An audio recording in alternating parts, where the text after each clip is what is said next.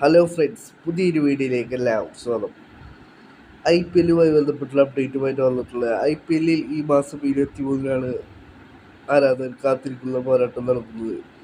I P എല്ലിലെ Clasico മത്സരം എന്ന് പറയാം. ഏറ്റവും കൂടുതൽ ആരാധകർ കാത്തിരിക്കുന്ന ഒരു മത്സരമാണ് CSK വേഴ്സസ് മുംബൈ ഇന്ത്യൻസ് മത്സരം. CSKയുടെ ഹോം ഗ്രൗണ്ട് മത്സരമാണ്. ഇപ്പോൾ ആ ഒരു മത്സരത്തെക്കുറിച്ച് മുംബൈ ഇന്ത്യൻസിൻ്റെ ഭാഗത്തു നിന്നൊരു അപ്ഡേറ്റ് പുറത്തു വരികയാണ്.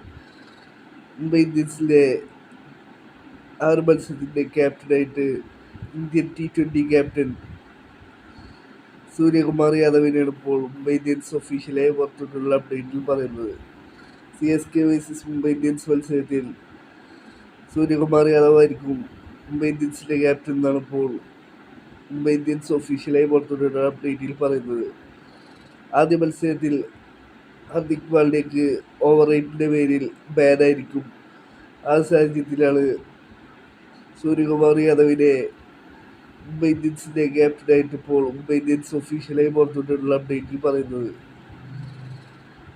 IPL-ലെ ഏറ്റവും വാശിയേറിയ ഒരു മത്സരമാണ് CSK വേഴ്സസ് മുംബൈ ഇന്ത്യൻസ് മത്സരം.